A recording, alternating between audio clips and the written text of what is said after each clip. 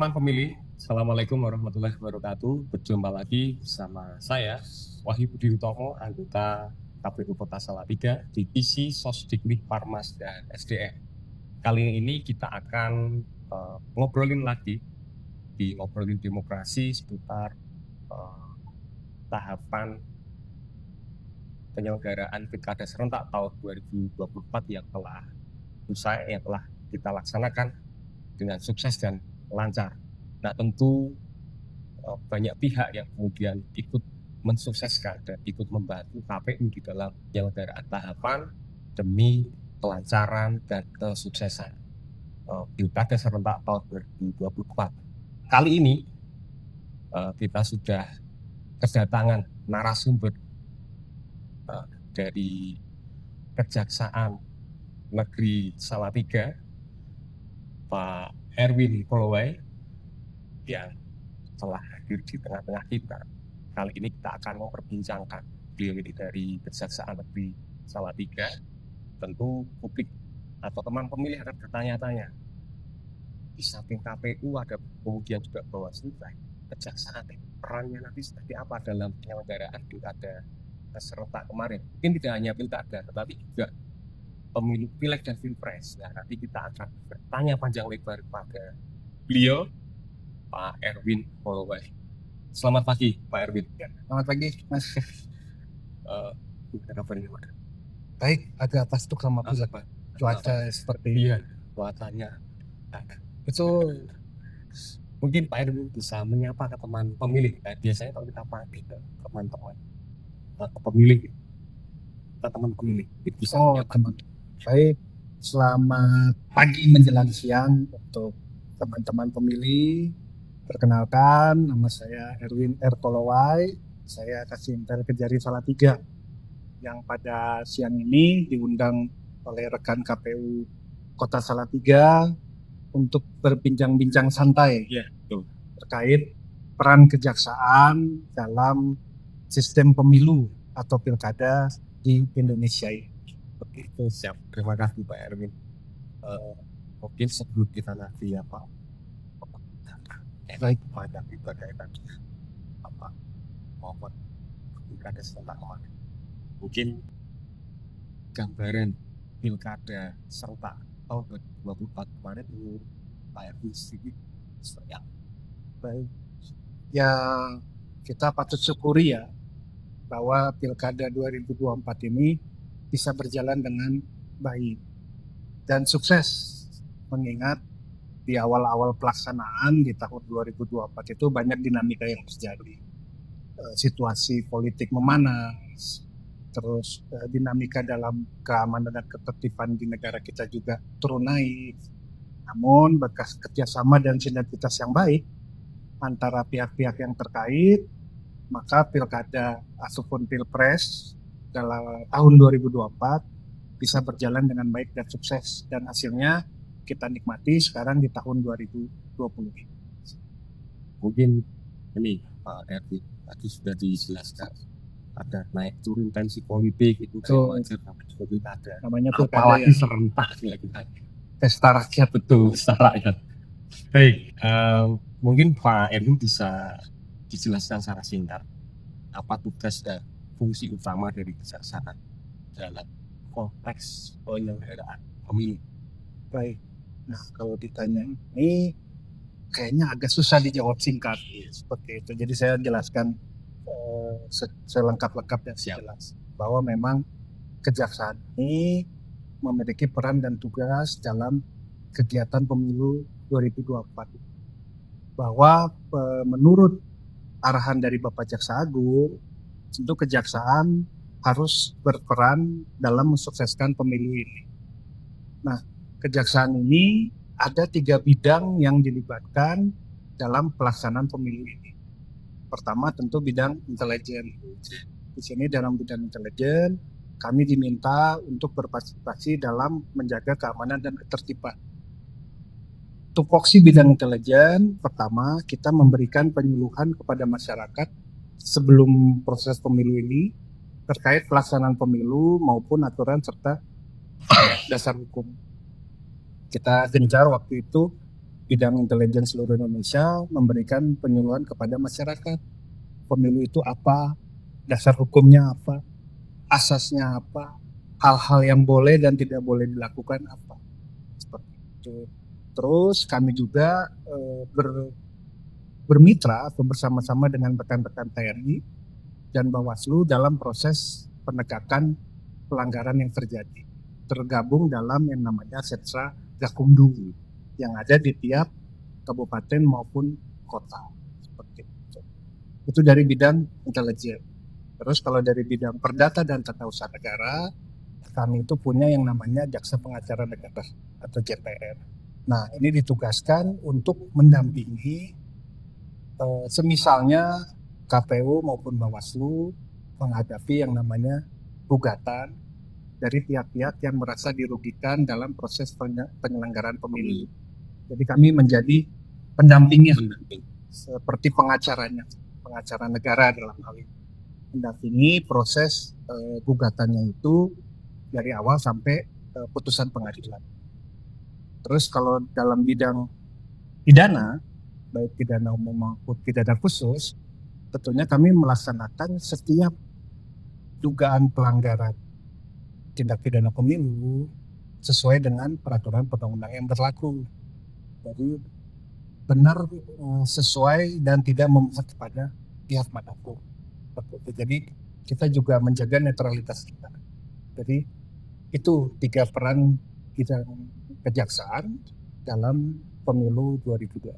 Tadi ada berbagai misalnya di kami ya sosialisasi. Ya, sosialisasi kan masyarakat ini kan harus dikasih pencerahan itu. Jadi 2024 awal bulan sampai dengan menjelang pelaksanaan pemilu itu kita gencar sosialisasi sehingga masyarakat paham bahwa pemilu ini harus dilaksanakan dan kita juga harus mensukseskan. Betul. Nah, ini masyarakat saya kira teman pemilih juga harus paling tidak mengerti ya. Jadi bahwa yang namanya kalau tadi disampaikan oleh Pak Erwin kan ada penyuluhan, kan penyuluhan ini semacam kayak penyuluhan pada masyarakat. Pemilu itu seperti apa sih kayak gitu. Itu sama tadi yang dilakukan KPU itu sebenarnya.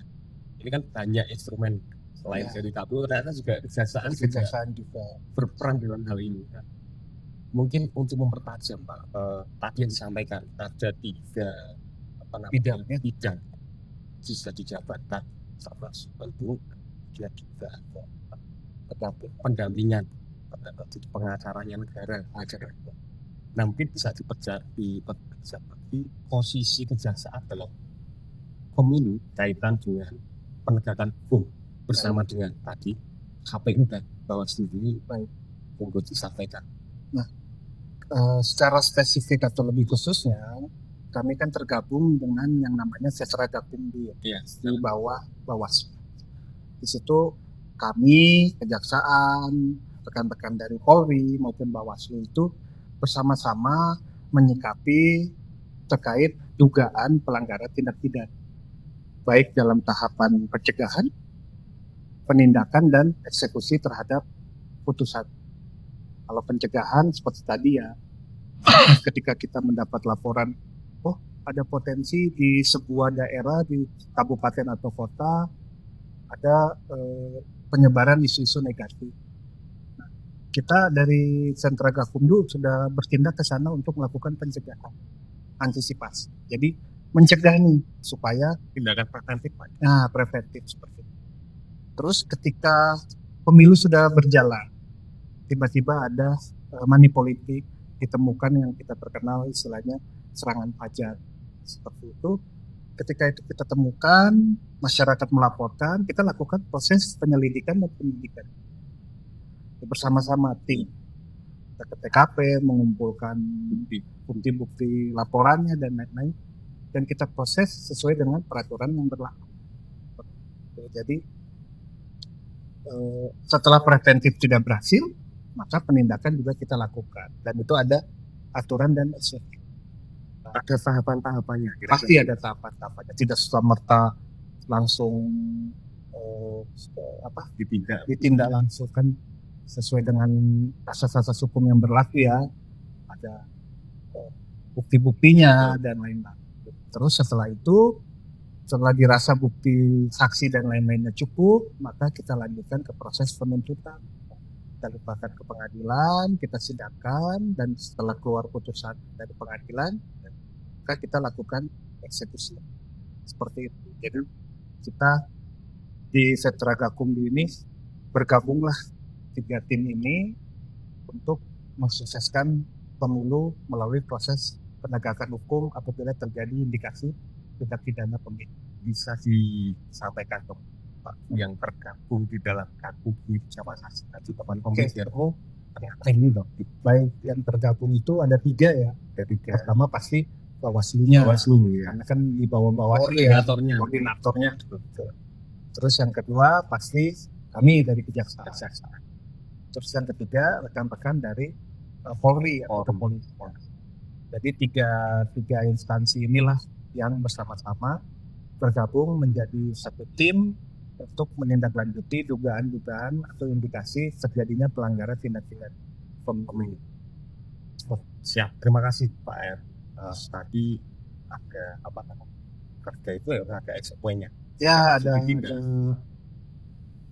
standar operasional prosedur lah supaya tidak melenceng ke kiri ke kanan menyalahgunakan kewenangan Karena saat apa nih namanya pemilu. ya betul. Tadi menarik Pak apa namanya yang namanya ya oke namanya politik money politik dalam setiap pemilu itu memang ya, seperti sudah menjadi apa ya biasa ya Trennya. tapi ini Pak apa namanya mungkin Pak Erwin bisa menjelaskan juga kaitan dengan misalnya penanganan tindak pidana pemilu yang melibatkan kejaksaan mungkin bisa dipertajam lah. Oh SOP-nya. Jadi kalau terkait SOP ini sudah diatur ya di Perbawaslu-nya sendiri bahwa SOP-nya penindakan terhadap dugaan tindak pidana pemilu itu seperti apa. Jadi pertama kita tentunya mendapatkan indikasi bisa melalui temuan sendiri ataupun melalui laporan dari masyarakat. Nah dari adanya temuan maupun laporan itu maka tim akan rapat membicarakan terkait terhadap temuan ini kita apa yang kita perlukan untuk membuat ini jelas. Dari proses kita nanti ke lapangan, mengklarifikasi, menanyakan atau menunggu si pihak pelapornya mengirimkan bukti-bukti dan lain-lain. Setelah itu kita kumpul lagi nih. Kita membuat yang namanya telaah. Dari telahan ini kita masing-masing memberikan pendapat. Nah, ketika proses telahan ini, maka pendapatnya nanti kan 2. Apakah memang benar ada indikasi tindak pidana pemilu atau mungkin bukan tindak pidana pemilu seperti tidak mengarah ke tindak pidana pemilu. Jadi kan kalau tidak mengarah indikasinya tindak pidana umum atau tindak pidana khusus mungkin dilakukan proses oleh rekan-rekan penyidik kepolisian seperti itu. Nah, kalau ditemukan yang namanya indikasi tindak pidana pemilu, maka naik tahapnya ke proses penyidikan.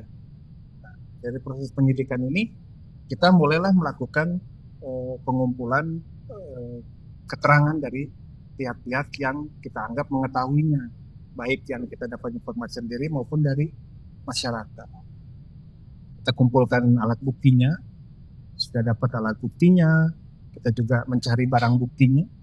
Misalnya kalau money politik berarti kan ada amplop yang isinya uang atau uang yang dikasihkan atau rekaman videonya dan lain-lain. Nah, ketika udah didapatkan, kami kumpul lagi nih rapat mendiskusikan apakah hasil penyidikan ini memang murni tindak pidana pemilu, bukan tindak pidana pemilu atau memang tidak ada tindak pidana pemilu.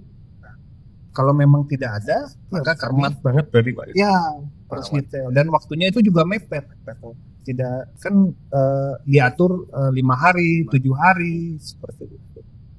Jadi kalau hasilnya bukan tindak pidana pemilu atau tidak ada tindak pidana pemilu, maka kami hentikan. Tapi kalau prosesnya nanti bahwa ini benar tindak pidana pemilu, maka prosesnya naik ke proses penuntutan. Dibuatlah berkas perkara, dikirimlah kami ke kejaksaan untuk kami tindak lanjut. Jadi setelah kita periksa semua, kalau kita nyatakan lengkap, kita keluarkan yang namanya P21. Setelah itu, terus kami limpahkan ke pengadilan negeri setempat. Jadi tinggal menunggu kapan keluar jadwal sidang. Nah, kalau sudah masuk proses penuntutan ini, maka teman-teman dari Bawaslu maupun kepolisian menunggu, karena kamilah dari kejaksaan yang melaksanakan tugas penuntutan. Terus bersidang, beracara, Itu berarti ini Pak, dokumen itu harus lengkap dulu. harus lengkap. Bisa Kita nggak bikin misalkan pemberkas. masih P21, balik lagi di P11. Ada memungkinkan. Artinya dalam proses penuntutan itu tidak selalu berkas perkara itu lengkap ya. Cuman karena ini keterbatasan waktu dan proses penyelidikannya, nah kejaksaan juga ikut di situ, maka sebagian besar itu berkas sebenarnya sudah lengkap. Makanya bisa segera kita nyatakan P21. Walaupun dalam prakteknya di daerah lain mungkin ya bisa juga dikembalikan untuk dipenuhi beberapa petunjuk dari jaksa penuntut. Nah, setelah tadi P21 kita limpahkan ke pengadilan, kita sidangkan, kita panggil para pihak, terdakwanya dan lain-lain. Kita menunggu nanti putusan dari pengadilan. Keluar putusan, kami tim bertiga diskusi lagi dalam pelaksanaan Tadi Ya. kepolisian dan kumpul lagi. Kami ngelapor lah dari kejaksaan ini sudah selesai penuntutan, putusannya terbukti misalnya, dan harus dieksekusi. Nah, makanya kumpul lagi, jadi kita lakukan eksekusi bersama-sama. Selesai sudah proses penegakan. sekarang ini Pak, mungkin ini prosesnya gitu. Ya, untuk tuntasan kemarin, baik channel lagi ada kejadiannya seperti yang dapat. Kalau di Salatiga, setahu saya tidak ada indikasi terjadinya tindak pidana seperti itu. Berarti kan menunjukkan bahwa kerja kita baik rekan-rekan KPU, rekan-rekan Bawaslu, Kejaksaan, Polri, TNI, dan pemerintah Kota Salatiga ini sebelum terjadinya atau pelaksanaannya pemilu itu berarti memang sudah mengena ke masyarakat. Artinya masyarakat paham bahwa mana sih yang boleh dan tidak boleh dalam pemilu ini. Sehingga ketika proses pemilu berlangsung maupun sudah selesai, tidak terjadi indikasi tindak pidana pidana. Untuk di Kota Salatiga setahu saya tidak ada. Iya, Pak. Baik, kalau tadi Pak RD, teman pemilih tadi kejaksaan sudah menyampaikan ada penyuluhan, ada sosialisasi. Ini bagian dari tindakan preventif juga, Pak. Baik. Jadi supaya kemudian nanti hal-hal yang tidak diinginkan atau yang mengarah ke tindak pidana pemilu itu bisa paling tidak sudah diminimalisir oleh mereka. Nah, Pak Erwin, mungkin apa tantangan utama yang dihadapi oleh kejaksaan adalah mendukung integritas pemilu, mengatasi. Jadi memang tantangan terkait integritas pemilu ini hal yang sangat harus diperhatikan pimpinan kami juga di Kejaksaan Agung Republik Indonesia ini juga mewanti-wanti bahwa kejaksaan harus bisa memberikan sumbangsi dalam hal menjaga integritas pemilu. Tantangan ya namanya politik ya, politik itu kan bisa gangguannya dari mana saja, entah dari pengaruh, entah dari hal-hal itu. Namun Pak Jaksa Agung sudah mengingatkan bahwa setiap pegawai Kejaksaan Republik Indonesia itu harus benar-benar menjaga marwah kejaksaan dalam pelaksanaan hukum. Dalam hal apa? Pertama ya tentu kami diminta untuk sangat-sangat marwah lembaga juga marwah pelaksanaan. Jadi kami diminta sangat netral. Bahkan Pak Jaksa Agung beberapa kali dalam proses pelaksanaan pemilu kemarin menghimbau bahwa jangan sampai ada pegawai kejaksaan Republik Indonesia itu ikut politik praktis, akhirnya mendukung salah satu paslon atau istilahnya mengkampanyekan melalui medsosnya dan lain-lain. Seperti itu. Terus yang terbaru sebelum melaksanakan pemilu 2024 itu terhadap perkara tindak pidana korupsi yang indikasinya melibatkan salah satu paslon pemilu, maka ditunda dulu. Jangan sampai kejaksaan menjadi alat dari salah satu pihak untuk menjatuhkan pihak lain. Dan setelah pemilu ini tetap kita lanjutkan proses dugaan tindak pidana korupsinya misal. Jangan sampai nanti kejaksaan misalnya di satu daerah paslonnya 2, A sama B. Yang B lagi di 2023 misalnya lagi tindak pidana korupsi lagi diselidiki seperti itu. Nanti sebelum pemilu karena dia maju kita proses tipikornya misalnya ditahan dan lain-lain, tentunya kan bisa dianggap bahwa kita pesanan atau pihak dari yang si A. Makanya Pak Jaksa Agung meminta supaya jangan sampai kejaksaan menjadi alat-alat politik. Kita harus benar-benar netral. Dan kenyataannya setelah pemilu selesai 2024, di 2025 ini sampai saat ini proses penanganan indikasi tindak pidana korupsinya tetap kita teruskan dan tetap jalan. Jadi itulah beberapa langkah yang diminta oleh pimpinan kami di Kejaksaan Agung Republik Indonesia untuk menjaga integritas dalam pelaksanaan dari kejaksaan, dari pusat integritas. KPU juga ya, apalagi pelaksananya ya. Jadi gini Pak, tadi disampaikan sebagai hal yang mengarah ke tindak pidana. Nah mungkin gini Pak, selain dengan KPU, bagaimana koordinasi kejaksaan dengan lembaga-lembaga lain? Bisa sampaikan apa dengan dalam hal ini misalkan dari Bawaslu dan juga Polri. Baik, jadi selain kita sudah tergabung dalam namanya sentra Gakumdu, kami juga pasti berkoordinasi juga dan menjalin komunikasi dengan rekan-rekan terutama KPU ya. Iya. Terus selanjutnya juga rekan-rekan dari TNI ya, dalam menjaga Kamtibmas. Artinya dalam proses penanganan terhadap indikasi tindak pemilu dalam tahap pencegahan itu kita juga melibatkan rekan-rekan dari TNI juga. Kita juga berkoordinasi dengan pemerintah kota atau kabupaten dengan rekan-rekan dari Kesbangpol. Iya. Jadi walaupun di Sentra Gakumdu itu hanya 3 pihak, tapi dalam pelaksanaannya kita tetap bermitra juga dengan berbagai instansi lainnya, karena nggak bisa juga cuma 3 pihak ini kan. Ini kan khusus Pak ya. Ya, ini kan pesta besar nih, 5 tahun sekali harus kita jaga kesuksesan. Maka kalau cuma mengandalkan 3 instansi ini kan masih dirasa kurang. Jadi kita bermitra lah dengan instansi-instansi lain dalam proses pelaksanaan. Walaupun terhadap tugas-tugas khusus kayak tadi penuntutan sudah diatur bahwa dari kejaksaan yang melaksanakan.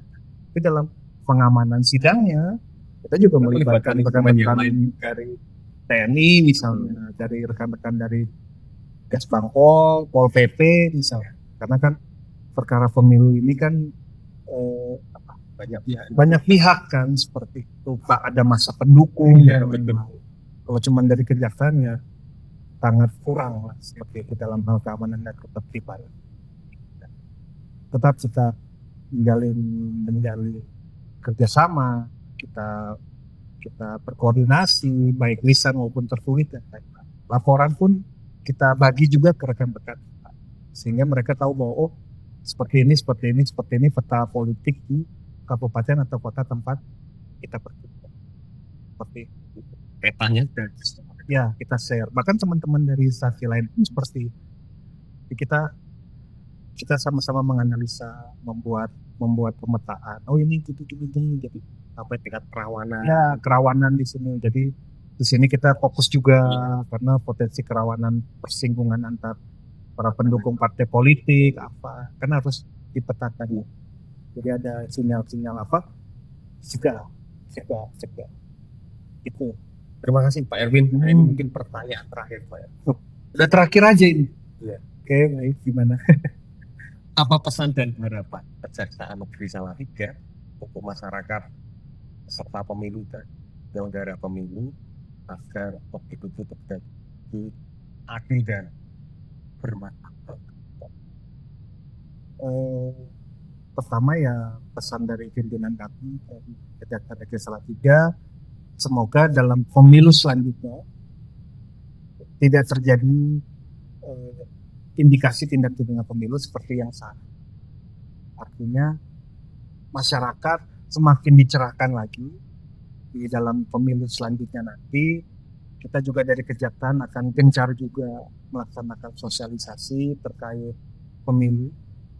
Dan ketika pelaksanaan nanti di 2029 situasinya kondusif, berjalan dengan baik dan hasilnya bisa sukses seperti pemilu 2020.